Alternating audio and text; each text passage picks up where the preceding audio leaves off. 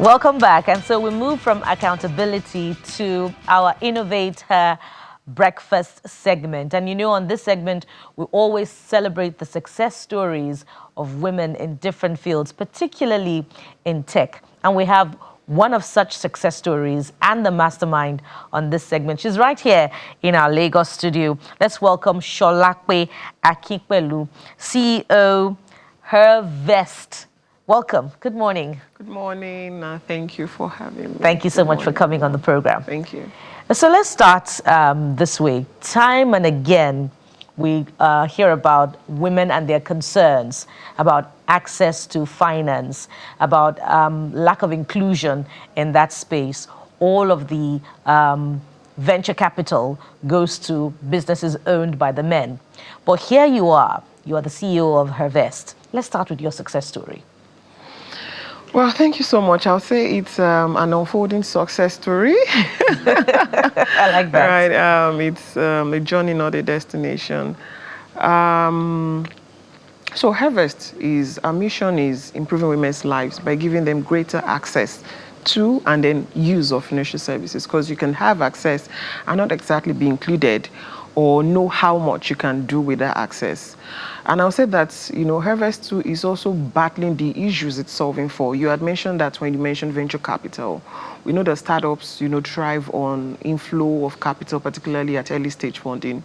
But with Global Fund going to less than 2% of women, Africa inclusive, and then I'm sure that if we extrapolate data, it might even be worse for the continent. You can imagine the struggles that we have to even solve for women who need maybe debt and other forms of capital. But I would say that what has taken us this far, year 4 now, is leveraging community, leveraging partnerships, and leveraging technology especially. Community, especially because we have a community of women, over 70,000 users of Hervest now, and every day we bring up conversations, insightful conversations around to create advocacy. And I think for the longest, that was the case before Hervest came. We just create advocacy. Women are not getting the money. Let's sign this petition. Why are we not getting the money? But then Hervest is a classic story of insight leading to actions to say, we have to move this further, put tools in the hands of women, and also actually deploy capital, which we've done. We've done over $2 million in transactions in the last 4 years. Might sound impressive, but to me, there's still a lot. We're still just scratching the surface. Leveraging capital, or let me say relationships or partnerships. Now we have more willing financial institutions who are willing to design, low collateral funds that we then, allocate in terms of debt. At least we can give debt of up to 2 million naira, of up to 10 million naira now, particularly to underfunded women sectors, like women in agriculture, like women in trade, who need that, capital boost. And technology, because we use technology, to allocate this capital. Technology localized and built for women wherever they are, because the slogan is, we're leaving no woman behind. So for the rural woman farmer, for instance, she uses USSD solution which we built, and then, we have a mobile app application where women and allies can download and participate in what we build. Beautiful. Now, with the benefit of hindsight, what do you find to be the missing link for women-owned businesses in that space? And perhaps I should put it in proper context. Is it the self-imposter syndrome? Is it lack of confidence? Or is it lack of knowledge about what to do, where to go to access the finance? Thank you. You could actually be on this seat right here because, I would say yes. Imposter syndrome, lack of confidence, and not even knowing where to go. And so in some cases, learned helplessness, right? And those are the roots, issues themselves, where, women have been conditioned, sit pretty, look beautiful, just wait for the man that will save the princess in distress kind of thing, right? And for the ones who want to even make efforts, by the time you get in one no here, another no there, you just want to recoil and, stay soft, like they say, right? So all of that rolled into one. But then realistically, talking about, empirical challenges and evidences, I'll say perceptive risks from financial institutions. Women largely do finance informally. They drive thrift groups. They drive ajo. So it's on the other side. It's informal. It's not documented. We want to apply for a loan for the first time, and as a financial institution, they are asking, how much have you assessed one before? What's your inflow? And everything is documented in a scrappy card somewhere. It just doesn't necessarily, count. And so there's that perceptive risk to say, hey, we are not sure about the capacity, the character or competence of this person to service this facility. And then you get such no's. Also, I'll say patriarchal capitalism that also exploits women. When you combine, we're a patriarchal community, we should actually acknowledge that. Then capitalism thrives on that. So I'll dimension that. An example is a female farmer. Who is like wife number 4, 5, and 5 of them are working on the field, on the farm of their husband. It doesn't count as work or labor. Their labor goes unpaid for. So they do tedious unpaid work at home, cleaning, They go to the farm, they do tedious work that should be paid for. And most of the funds, goes back to our husbands. Exactly.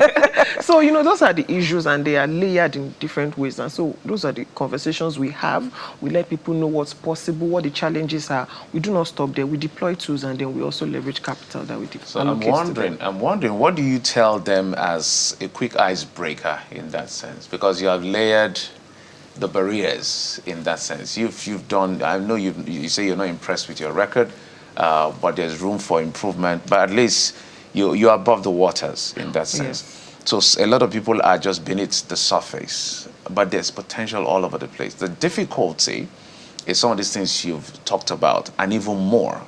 So if you were to advise them, even without coming to Hervest to say, I want to access this and that and the other, I want to just find capital one way or the other, and having all of these encumbrances in their faces, how should they start the conversation? Pretty looking face, all looking, want to get the job done. So that is the scenario I'm painting here. So when I mentioned that not impressed, I said that from a place of appreciation for what we've done, but there is a $42 billion US gender gap in Africa alone. So when you look at that, when you just post, then you know that there's a lot of work to be done. But again, so that the team doesn't say, but Solape, we break our backs here every day solving for this, right? But what we tell them, the icebreaker is firstly, it's the community we've created, knowing what's possible and the conversations we have. I've seen a lot of business owners, I've been doing this for 15 years. What's the structure looking like? It's almost non-existent. And there are times that when you want the capital, you do not have the right structure to back it or, to pay back in so many cases. So those are the things that we look out for. So we then realize that we turn to pretty much like an investor in your business to we want to sweat it out with you in capacity building and all of that, which we do for the female farmers. We train them both financial literacy and also good agronomy practices. And for the modern women, we have events. We, have, if you go to Hervest now, Hervest, it is like a hub where you can literally sit every day and learn a lot. It's like a daily masterclass. And we have events too, physical events. Every year we hold an event called Valley Hub by Hervest, where we have live conversations that create mind shifts for people. We're having one 31st of May at Muzon. That's just about 2 weekends away. And so it is exclusively for community members. And these are where, we, like I said, know what's possible and then go for it, leveraging on the conversations and tools we create. It's very interesting. I find this conversation ironic because women will say, my money is my money. But your money Some women.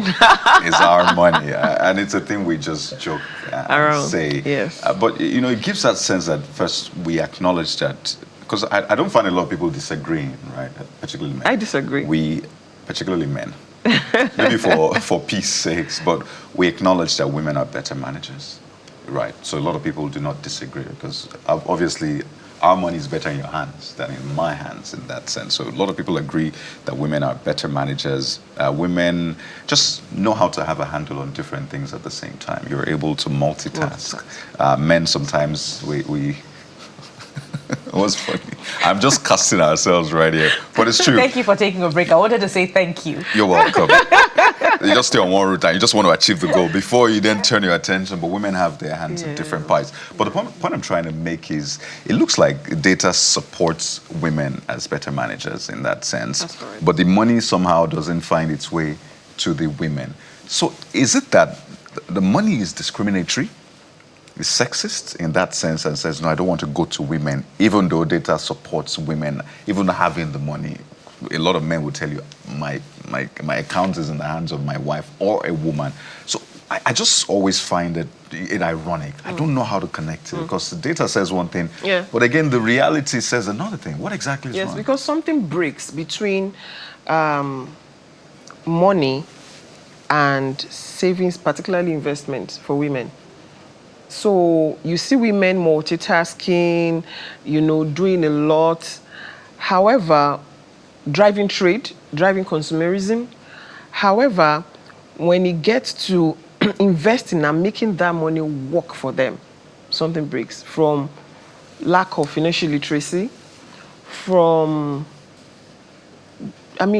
taking bold steps that take you from 0 to 1. So I'll give you an instance. We fund female farmers. Rural agricultural population, that is in terms of labor in Nigeria, has over 75% of women and 25% of men, yeah? But the women only get access to 10% of capital, and then the men get 90%. Such lopsidedness. Why? Because majority of those women are subsistence farmers. They farm 1 plot, 2 plots, take some to the marketplace, feed on the rest. While the men are big time, small industrial farmers. So naturally, the capital will go to them because they are chasing, in a bold and in a bigger way. Right? So something breaks, right there. So, and that's why it's more of a mind shift between men and women. And that's how you can equalize. The money does not exactly hate women. Right, even though there are some systemic challenges too, but what we say is that women should also, firstly, make their money work for them, invest, right, and secondly, take bolder steps that gets more inflow of money towards them. And that now solves for where, in coupled up relationships, for instance, your money becomes your money, because whatever you both are making is for the commonwealth of your family, a unit of the society. So it works that way. So we don't just want to be keepers of your money alone, but let's make, because more money has never hurt anybody at all. Yeah. Well, we need a mindset shift to stop the money from being sexist. Yes. If there's anything that I've taken away from this conversation, and that will be that. Thank you so much for your time, and we wish you well and many more success stories at Hervest. We've been talking with Solape Akinpelu. She's the CEO, Hervest, and she's right here. She joined us in our Lagos studio. Thank you for your time on the program. Thank you for having me. And there's room for more empowerment, this time for people in far-flung places where they need it. You don't want to miss this conversation. We'll be right back.